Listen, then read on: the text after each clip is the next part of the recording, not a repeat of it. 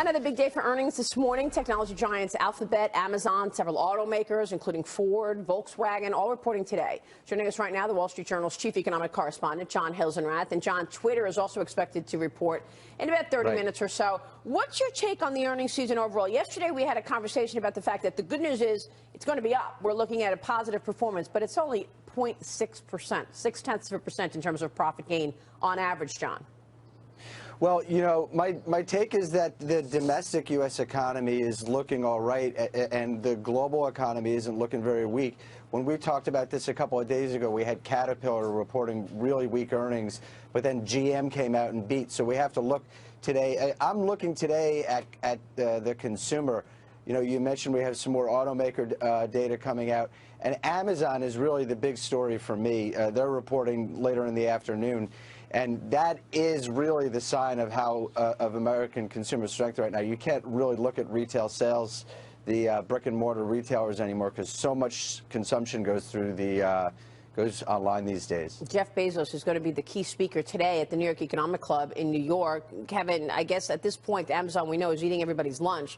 But is it a valuation story? No, it's not a valuation story because they consistently reinvest in their business. So that's why they're growing revenues consistently. And if you look across the board. So you would buy it here at 822? Yeah. I'm talking about rich valuation. No, because guess what they can do? They can cut costs and they can actually stop reinvesting in their business and they can make it into a great valuation. They don't have to consistently reinvest, but they're doing that and it's working. Whether it's Amazon Prime Video, whether it's the music, Alexa, you're starting.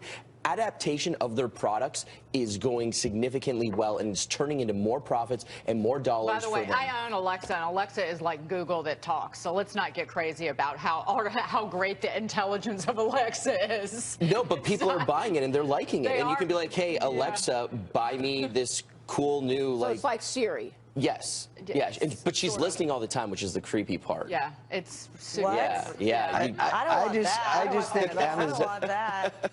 I just think Amazon is a really important proxy for American consumers right now. And let's not forget, you know, we're going into the holiday shopping season.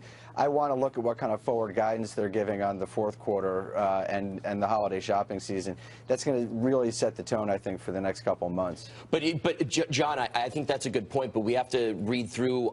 Look what happened. Under Armour, Nike hasn't done well. We're seeing actually the consumer starting to pick and choose because we do have rising healthcare costs, and it's not resonating in the consumer discretionary sector, and that's not doing well. And then you touched base on Caterpillar.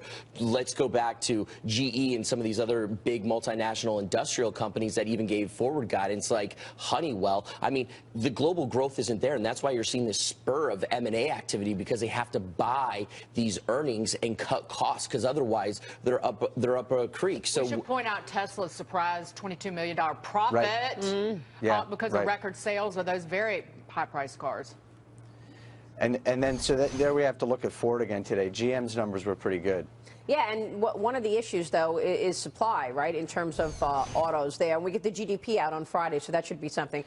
Financials, so Maria, John, you know, on that GDP number on Friday, I think we're going to get some upside surprises on that. We had some really strong trade numbers out yesterday. And so people are now looking about 3% growth for the third quarter. They were looking at 2% growth just a few days ago. What do you think the number is going to be, John? You think there's a surprise? What do you think it's going to be? You know, I think a number of 3% or more wouldn't be out of the question at this point. And after 1% growth in the first half of the year, that's good news for the American economy. What a coincidence! So we've had 1% and 1.4% all this time, and now here we are, just there's an election. 10 days away from an election. We're going to get a 3% number on Friday.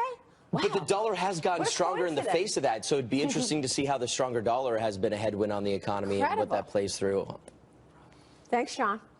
All right, John thank you. Hilsenrath joining us there. StiltsCon Building Up America, how Trump and Clinton's plans for the country's infrastructure stack up. We're going to take a look at that.